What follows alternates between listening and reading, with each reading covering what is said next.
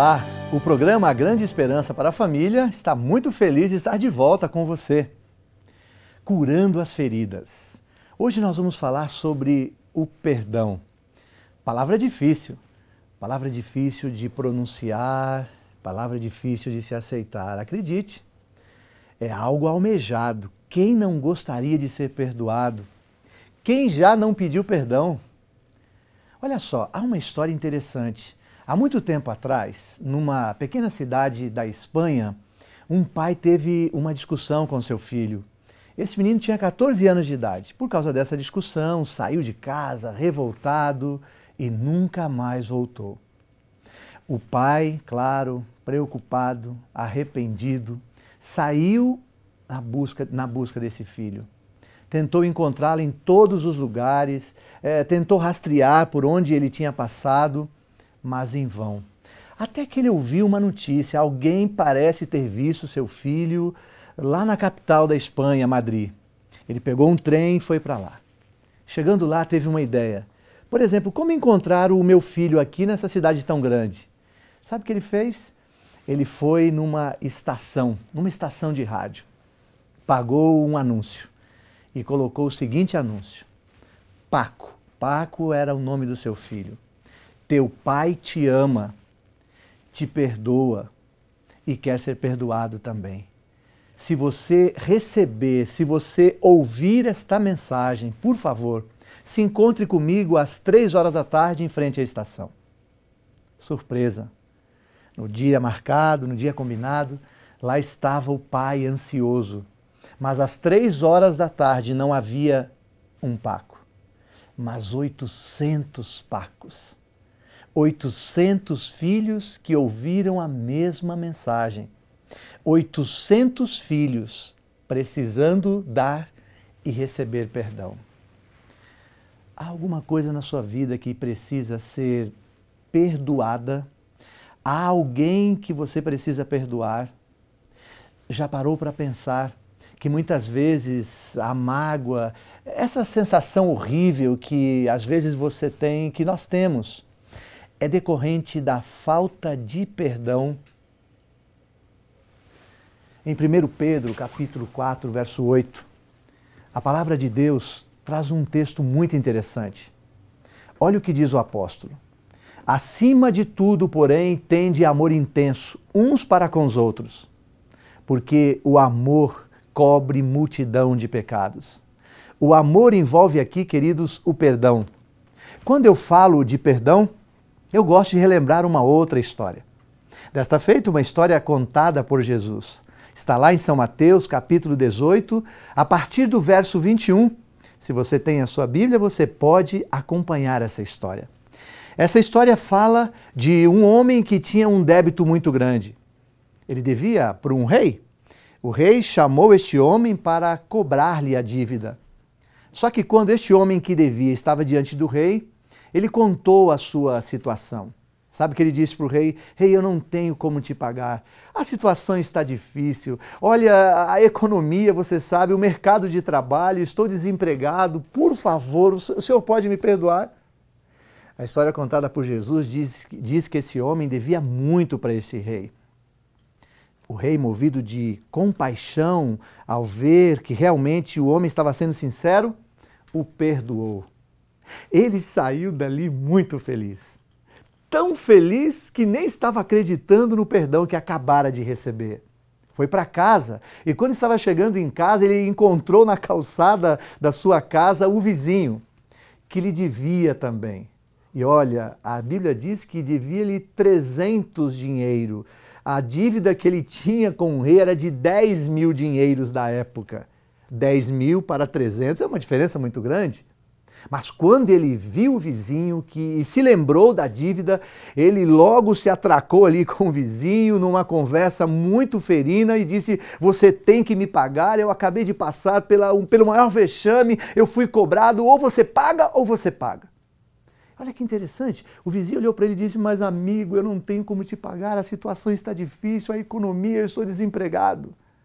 A história correu muita história naquele lugar. O rei ficou sabendo, mandou chamar aquele homem e disse o seguinte: como você é ingrato. Eu lhe perdoei muito, você me devia demais e você não foi capaz de perdoar o seu vizinho que lhe devia de menos. É mais ou menos essa história que Jesus contou, você pode conferir aí na Bíblia, não é? A história diz o seguinte, que aquele homem, ele não acreditou que havia sido perdoado. Mas por que ele não acreditou? Ele não acreditou porque muitas vezes nós não confiamos no rei. Muitas vezes nós fazemos mau juízo do rei. Sabe o que a gente chega a pensar? Eu conheço este rei. Ele é inteligente, ele tem boa memória. Vai que ele guardou no cofre uma cópia da minha dívida. E aí, quando ele quiser, quando eu menos esperar, ele me cobrará depois. Assim fazemos com Deus. Nós duvidamos que fomos perdoados. Quando uma consequência acontece e Deus não nos livra desta consequência, pensamos, olha aí, é Ele cobrando a dívida. Quem não compreende o perdão que Deus concede, nunca aprenderá a perdoar. Uma outra coisa importante, o perdão exige um preço. O perdão leva tempo e trabalho. Perdoar, amigo, envolve reconhecer. Reconhecer e lidar com a maneira como você foi ferido. Optar por não se vingar, tá aí uma boa dica. Ou fazer a outra pessoa sofrer. Assim como abandonar a sua própria raiva. E abandonar não significa que você irá esquecer. Mas isso liberta, te liberta. Liberta você para ser curado. Não perdoar é manter o papel de vítima, que não permite que você cresça. É viver o tempo todo a raiva, a mágoa, o rancor, pois mantém uma situação do passado que influencia o presente e compromete o seu futuro. O pecado trouxe ruptura, trouxe desobediência, mas o perdão trouxe reconciliação. Para restaurar o desequilíbrio gerado por este pecado, é preciso que haja entrega e sacrifício. E o Senhor Jesus, com seu sacrifício maravilhoso, nos remiu. E isso deixa claro que qualquer mudança deve ser na mesma medida, em sacrifício. A culpa é extremamente destrutiva. Precisamos do alto perdão em nossas vidas. Em Cristo temos a oportunidade de um recomeço. Eu quero lhe contar uma outra historinha bem rápida. Um cardiologista recebia no seu consultório os seus pacientes. E ele então pedia que esses pacientes fizessem os exames porque chegavam lá reclamando de problemas no coração. E este médico descobriu que a maioria dos exames dava negativo, não havia nenhum problema físico, não havia nenhum problema. E ele então começou a desconfiar. E ele então tomou uma iniciativa, ele começou a conversar com os pacientes.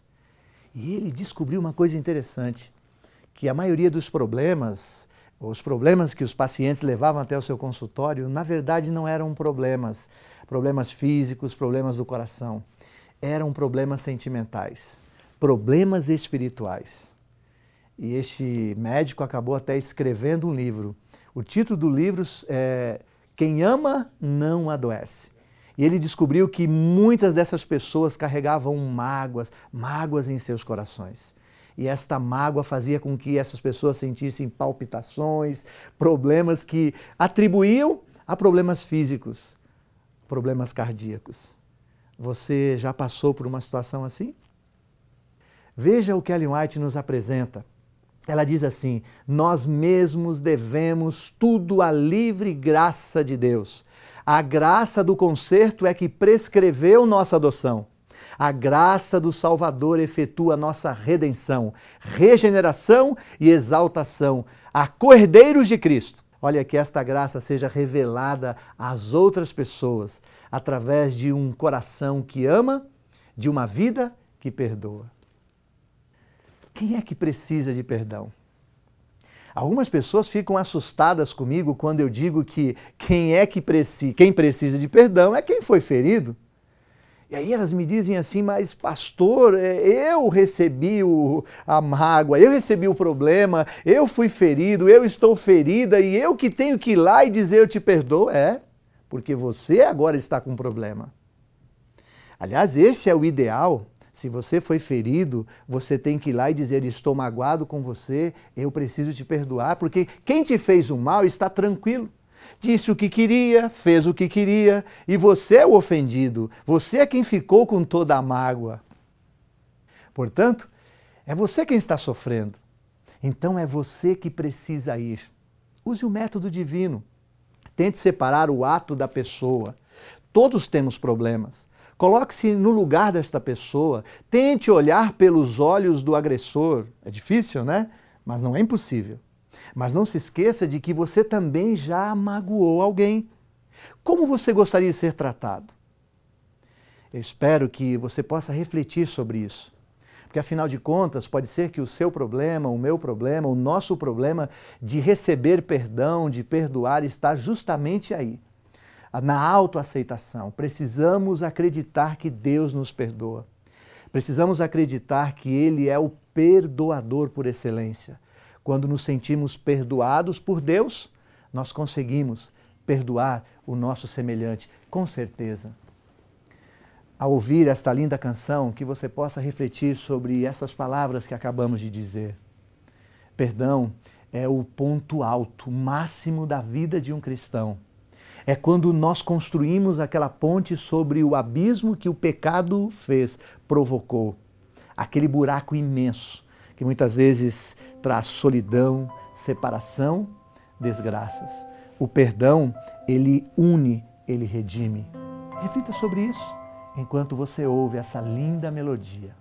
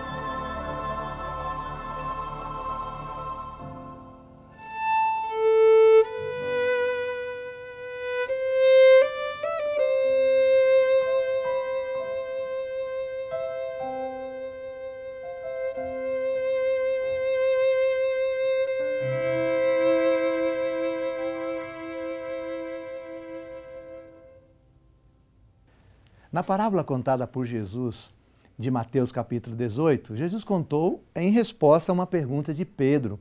Pedro queria saber até quantas vezes ele tinha que perdoar alguém.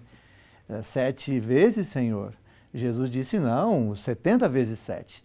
Se você é bom de matemática, já fez as contas, são 490 vezes. É cada erro que as pessoas cometem contra você. É muito, não é? Já ouvi as pessoas dizerem que perdoam 3 vezes no máximo, mas a Bíblia é clara, o Senhor Jesus também. 490 vezes, cada erro, se for 10 erros, 4.000... E você vai multiplicando, 4.900 vezes talvez. Perdoar é um ato divino, já ouvi isso também, e é mesmo. Então alguns dizem, olha, então só quem perdoa é Deus. Não, é que se você perdoa alguém, você comete um ato divino, não é maravilhoso? O privilégio de cometer um ato do céu. Perdoar, uma ponte que precisa ser construída em nossas relações, em nossos relacionamentos espirituais, em nossos relacionamentos conjugais. O Senhor, que é o perdoador mor do universo, neste dia, nesta hora, quer te perdoar. Feche seus olhos, fale com Ele.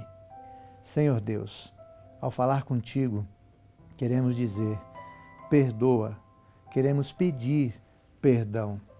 Perdoa, Senhor, as nossas falhas, perdoa os nossos pecados e ajuda-nos a saber, a perdoar os nossos semelhantes.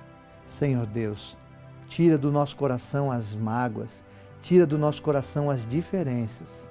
E mais uma vez te pedimos, perdoa os nossos pecados. É em nome de Jesus que pedimos isto. Amém.